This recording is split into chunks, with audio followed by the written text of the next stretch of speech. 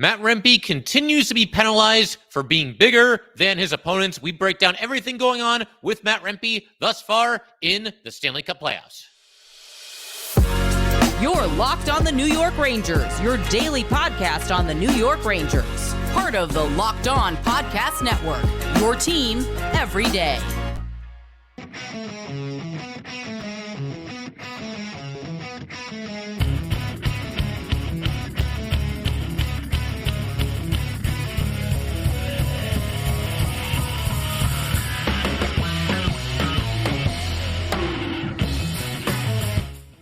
Welcome back, Blue Shirts fans, to episode number 1062 of the Locked On New York Rangers podcast. I'm your host, John Chick. Just want to thank you guys, as always, for making Locked On New York Rangers your first listen every day. We are free and available on all platforms, including YouTube. And today's episode of Locked On New York Rangers is brought to you by Monopoly Go. This fast-paced game lets you team up with friends or tournaments to unlock awesome prizes like unique stickers for trading, cool playing pieces, and hilarious emojis for taunting your friends. So download Monopoly Go, now free on Google Play or the App Store. Game on. And we are, of course, part of the Locked On Podcast Network, your team every day. So we've got to talk about Matt Rempe. And as I'm recording this episode, there seems to be some late breaking news in the afternoon here. It is Monday afternoon as I'm recording this, that Matt Rempe was out there skating with the extras after today's practice. Now, there's nothing set in stone here, but that's usually a pretty clear indication when a player does that they will be a healthy scratch in the next game. And I just want to discuss in today's episode what's been going on with Matt Rempe and the way that he seems to be unfairly being targeted by officials. And I got to give a big shout out to Dan on Twitter. Dan is a longtime listener of Locked On New York Rangers. He always plays in the fantasy league, always has an awesome team in the fantasy league. And I don't even remember what I tweeted, but Dan replied to it a little bit earlier today, or I think actually yesterday. It is a fact now. Rempe is officiated by a different set of rules. And Dan and fellow Ranger fans, I could not have said it any better myself. Now, let me start this whole section by acknowledging the fact that Matt Rempe is not an angel. I understand that. We've seen incidents out there with Matt Rempe where things get a little bit out of control. Obviously, I think the thing that really stands out was that high hit that he had on Jonas Siegenthaler in the regular season. Got him up high, had his arms up, caught him in the side of the head with his elbow. Siegenthaler went down. And I said at the time that I do think that warrants a 2 or 3 game suspension for Matt Rempe. NHL decided to go with 4 games. Felt a little steep, but fine, whatever. I'm not going to debate that any more than we already did when that happened. Bottom line, Rempe toes the line a little bit, and obviously he throws his weight around out there. He's been in a lot of fights, and there's nothing inherently wrong with that. Fighting is part of the game. There were times, though, it felt like it was bordering on overkill. Be that as it may, though, Rempe is somebody that is valuable to this team, and it feels like, through these playoffs, I really should have, thought about the graphic that I was going with today. For those of you watching on YouTube, you can see on the side here, if I can point at it, I have it, a bullet point that says Matt Rempe being targeted by refs, and there's a question mark after it. I should not have put the question mark there, because he clearly is. You break down the penalties that he's taken through 5 playoff games thus far, and to begin with, to kind of set the stage here, Rempe has been called for 4 minor penalties in the first 5 games. He has taken a penalty in every game except for game 4 against the Caps. Now, at first, you look at that and you think, well, that's way too much, especially given the amount of ice time that he's had. But really only, I would say, maybe one of these penalties was warranted. To go through it real quick here, game 1 against the Capitals, Rempe is called for charging. It was near the benches. Just an absolute BS garbage call. He was finishing his check. He has every right to do so. And they hit him with the charging penalty. If it was somebody that was smaller and somebody that didn't have the reputation that Rempe has, no way that's getting called a penalty. Game 2 against the Capitals, he's called for roughing against Lucas Johansson. This one, if I'm remembering it correctly, was just during, a fight for positioning in front of the Capitals net. And Rempe gets called for a penalty. Didn't like that one either. Now, the one that you could say was a penalty, game 3 against the Capitals, he's called for interference on Trevor Van Riemsdyk. Rempe hit Van Riemsdyk kind of near the corner, behind the net there, and did seem to catch him with an elbow. You could call him for elbowing here if you want to, but calling him for interference was ridiculous because Van Riemsdyk had just gotten rid of the puck. You are allowed to finish your check when somebody does that. So elbowing would have been fine, wasn't interference. And then, of course, the most insane, just ridiculous call that we've seen thus far was game 1 against the Canes. Matt Rempe is shoved into the goalie by Stahl, and Matt Rempe gets 2 minutes, I guess, for being bigger than his opponents, being shoved into the goalie, not levitating over the goalie to avoid contact. I don't know what the penalty, I mean, they called it goalie interference, but you know what I mean. I don't know what Rempe could have possibly done differently here, and he gets to that penalty box. And, then during the intermission of game 1, you've got PK Subban out there, complaining about, the hit by Tony DeAngelo shouldn't have been a penalty. And, that's just playoff hockey and this and that. DeAngelo, it looked like to me, left his feet. But where's all this rage about, the Rempe situation, him being shoved into the goalie and getting a penalty for that? And, something else I'd just like to point out here, because Rempe, obviously he's got his fans. We got the Rempe maniacs out there. And there's, by that same token, hockey fans and maybe even some Ranger fans that aren't necessarily the biggest fan of Matt Rempe and his game. But whether you love Matt Rempe, you can't stand Matt Rempe, or you're anywhere in between, you cannot look at the penalty that he was assessed in this game against the Canes and come to any kind of conclusion other than the fact that it was a terrible call. He was pushed into the goalie very, very clearly. Something else here, too, is that, with the news that's breaking, that Matt Rempe is now looking like he's going to be a healthy scratch for game 2. The thing I hate the most about this is, look, if this is Peter Laviolette's decision and he was going to go in this direction anyway, whether or not Rempe got called for a penalty in the most recent game, that's completely fine. But, the way the Rangers are playing and the way they keep winning and they're 5-0 in the playoffs, I mean, that's not usually a time when coaches, make a lineup change. It feels more to me like he's doing this out of necessity. And no coach, whether it's Peter Laviolette, whether it's the Rangers, whether it's any other coach of any other team, no coach should essentially be strong-armed into a lineup decision that he does not want to make because the officials have it out for one player or another. And that's basically what's happening here. Rempe keeps getting called for penalties.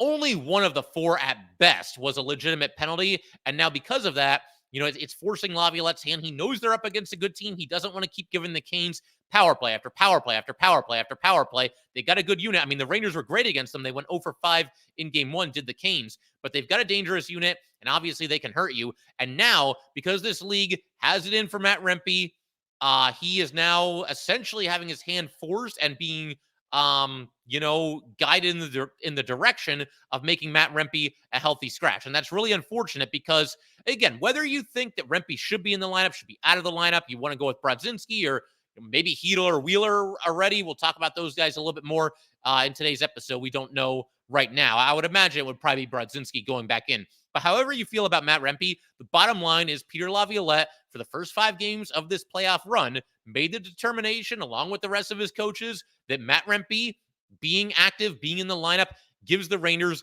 the best chance to win. He's not going to address him if that's not the case. And now, because this league just will not stop calling penalties against him every time he so much as breathes on somebody, Laviolette is essentially being forced to take Matt Rempe out of the lineup. That should not be okay. That should not be cool. Matt Rempe is essentially, other than maybe the one call in game 3 against the Caps, he's been getting penalized over and over again for being bigger than his opponents and for delivering hits. And there's nothing wrong with either of those things. I guess the NHL and specifically these referees feel otherwise. And now we're in a situation where it looks like Matt Rempe might be coming out of the lineup.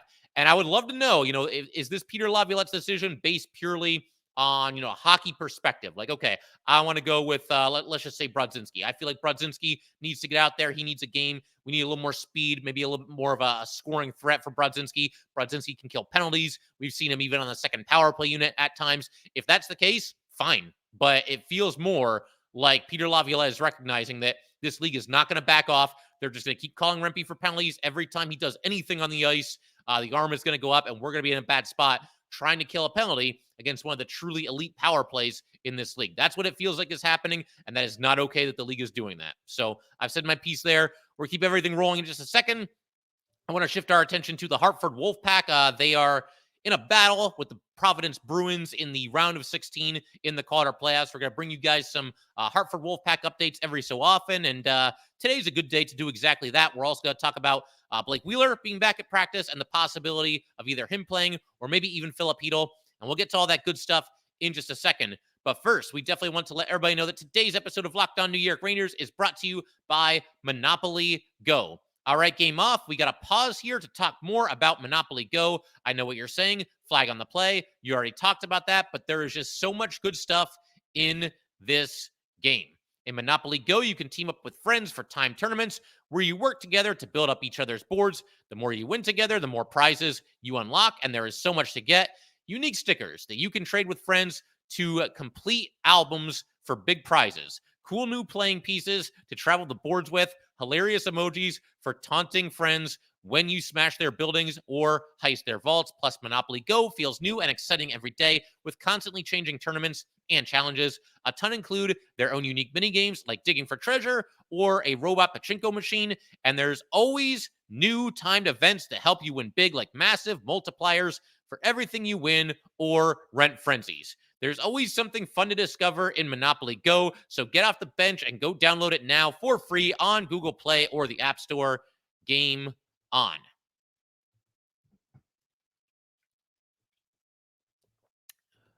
The Locked On NFL Mock Draft is available now. Find the ultimate 6-episode series on Locked On NFL Draft to hear who the local Locked On experts are picking for every NFL franchise, with live reactions from local college football experts and even the fantasy football angle. The Locked On NFL Mock Draft available now on Locked On NFL Draft or YouTube, wherever you get your podcasts.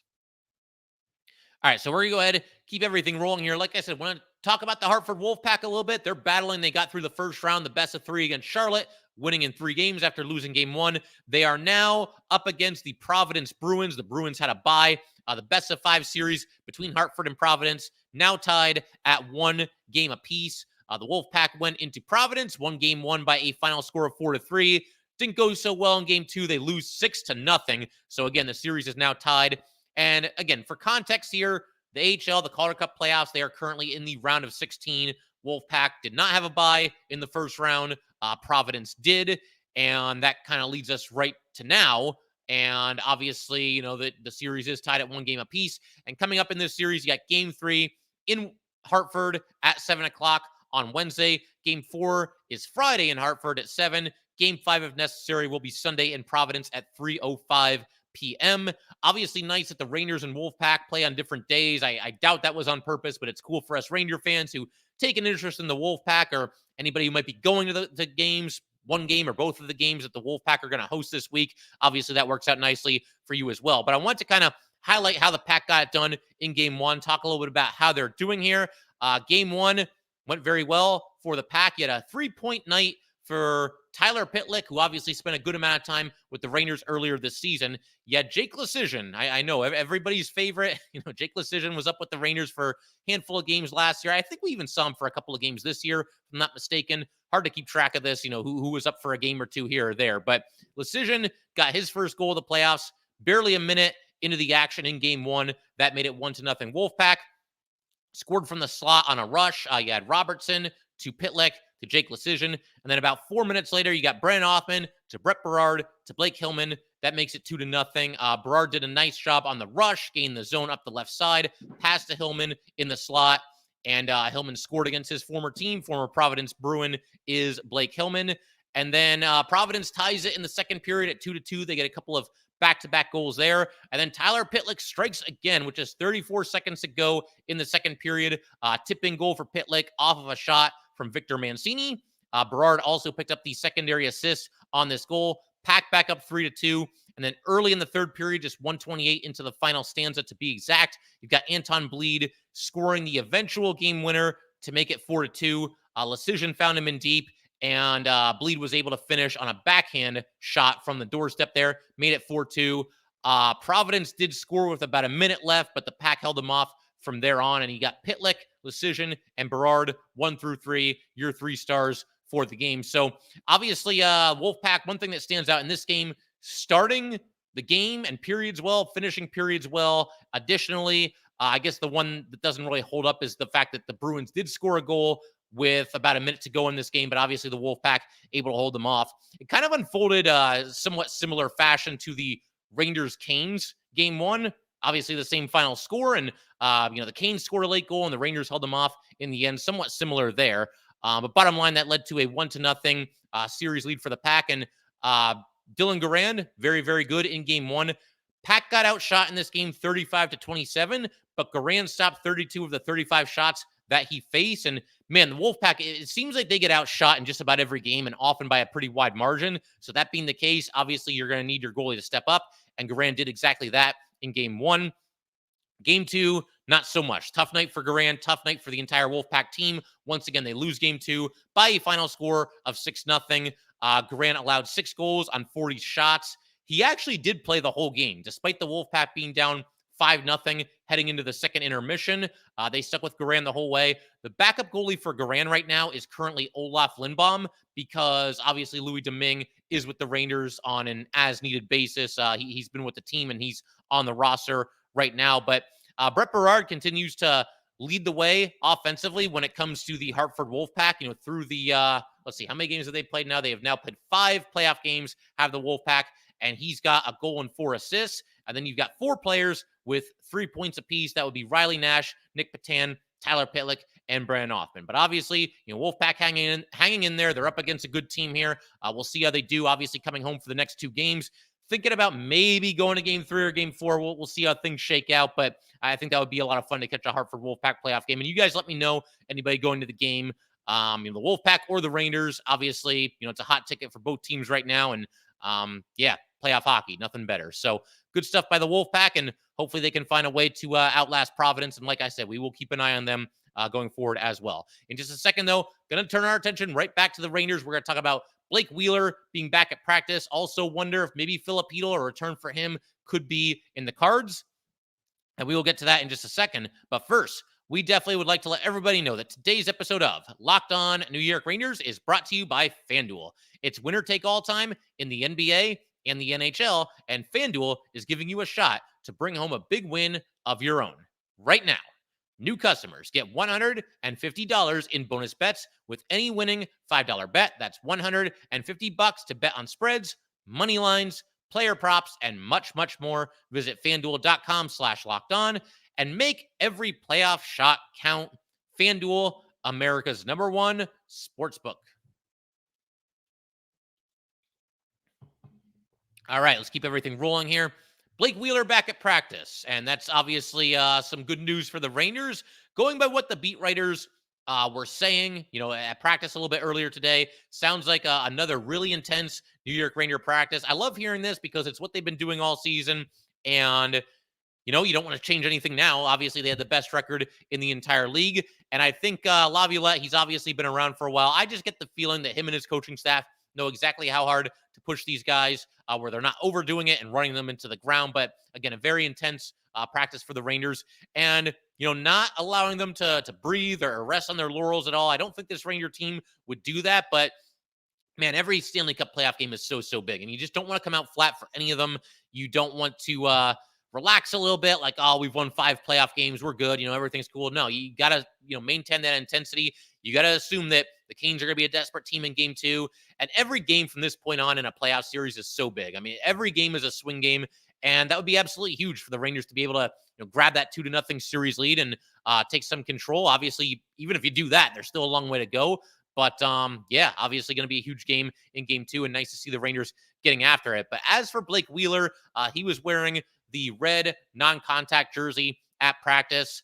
The initial reports when Blake Wheeler got injured back in February was that the only way there would be any chance of seeing him again this season is if the Rangers went on a deep run. And even at the time, they were saying that even if the Rangers do that, it still might not be all that likely to happen. But if nothing else, he is back at practice. He had been skating on his own for a while, but it sounds like wearing the red non-contact jersey and at least participating somewhat in practice. Apparently, Wheeler also got to lead the team huddle a little bit earlier today. His teammates were excited. A lot of stick taps for Blake Wheeler. With all that said, and it is a feel-good moment, it's cool that Blake Wheeler has kind of worked his way back, that he can at least be something of a participant at practice and maybe even an option for the Rangers down the road.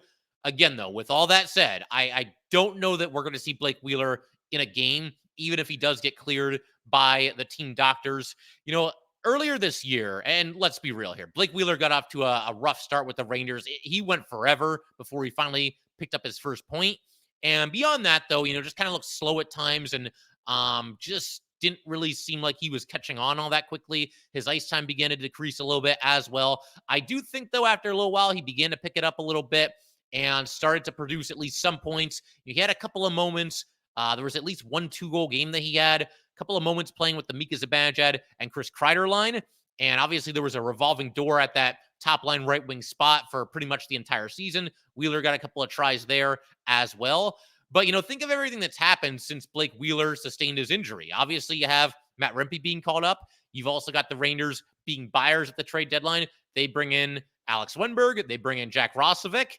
And suddenly, the forward group is quite a bit more crowded than it was before Blake Wheeler got injured. And you look at this lineup right now and, all the everything we just talked about, with Matt Rempe, he might be coming out of the lineup. And, there's some people that, want to see him in the lineup. I would be leaving Matt Rempe in the lineup if I was Peter Laviolette. I don't think you should be, bowing down to the NHL, calling all these ridiculous penalties against one of your players, but we'll see how that goes.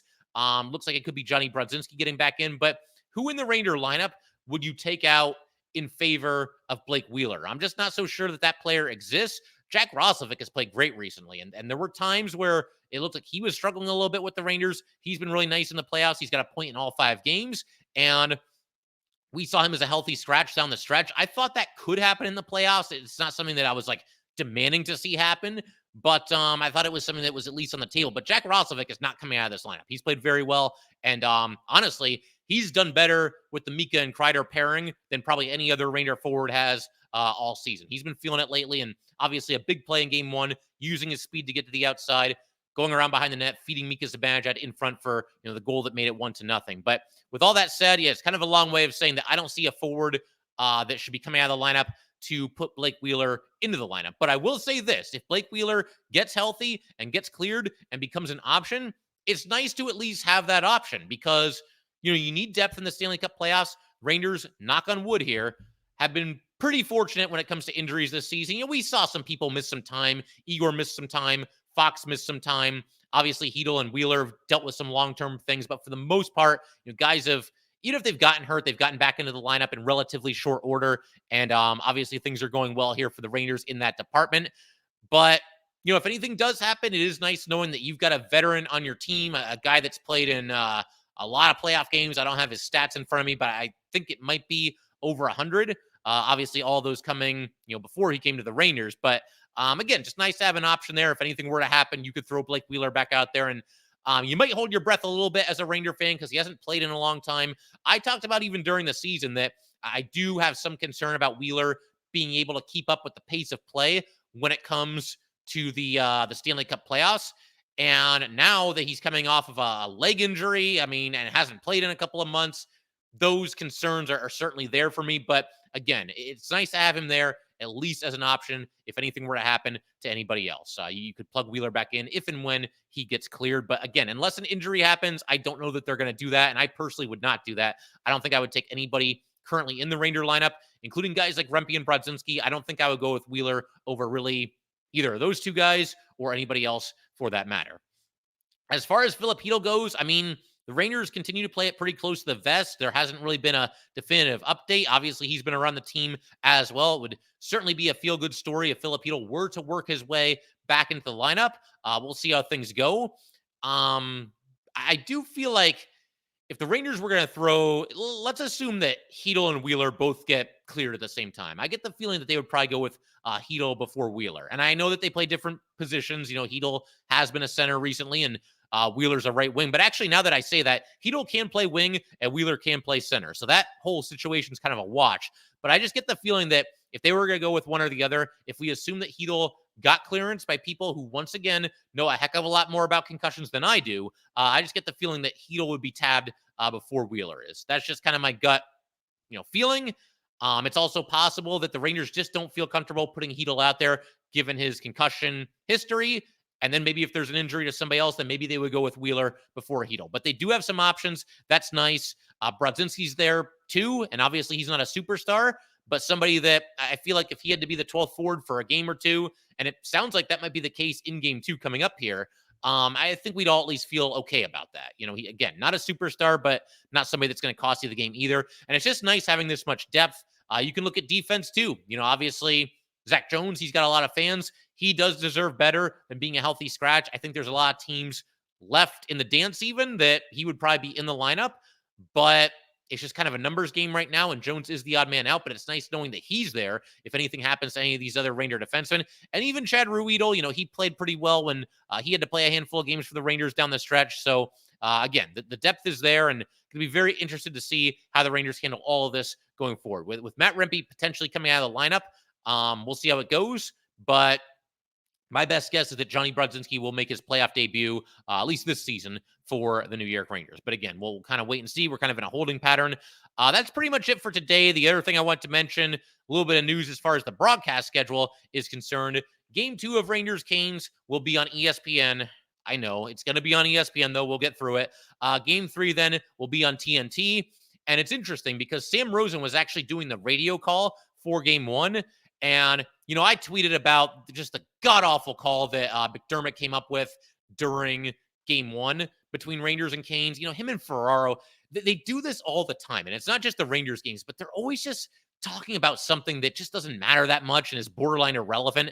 And then something big happens in the game and somebody scores and they're caught flat-footed. And the goal call just ends up being terrible as a result of that. We've seen that multiple times. Look, you can talk about other things. I mean, that's fine, but do it during a play stoppage or do it when the puck is in the neutral zone. By the time that the puck is in the attacking zone one way or the other, it's time to focus on the play and what's going on and not be blindsided when a goal is scored. If that happens a couple of times, like, okay, fine, they're human.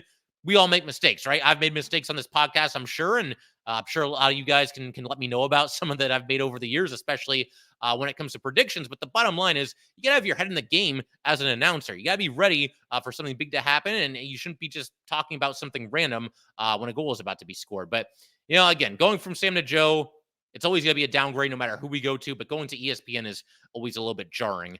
One other note here, just wanted to throw this out at the end of the episode. Artemi Panarin, he had the game-winning goal in Game 1, what turned out to be the game-winning goal. Panarin now, through 5 Ranger playoff games, has 3 game-winning goals so far in this playoff run. And Zibanejad and Trocheck are kind of grabbing the headlines right now. Those are the guys leading the way, rightfully so. They've both been phenomenal. But Panarin's done very well additionally and coming up clutch with some big goals in some big spots. Nice to see that happening for the Breadman after just such a rough playoff showing last year. So I figured we could pretty much call it there for today. Once again, if you guys would like to get in touch with this podcast, please send an email to lockedonnyrangers@gmail.com. Once again, that is lockedonnyrangers@gmail.com. Definitely give us a follow on Twitter as well, @LO_NY_Rangers. Once again, that is @LO_NY_Rangers. And definitely subscribe to Locked On New York Rangers YouTube channel. You definitely want to subscribe there. Episodes premiere there before they do on audio platforms, 9 times out of 10. And we are now closing in on 3,000 subscribers for the YouTube channel. So big thanks to all of you who've already subscribed and have supported the show in that way. So thank you guys again, and I will see you next time.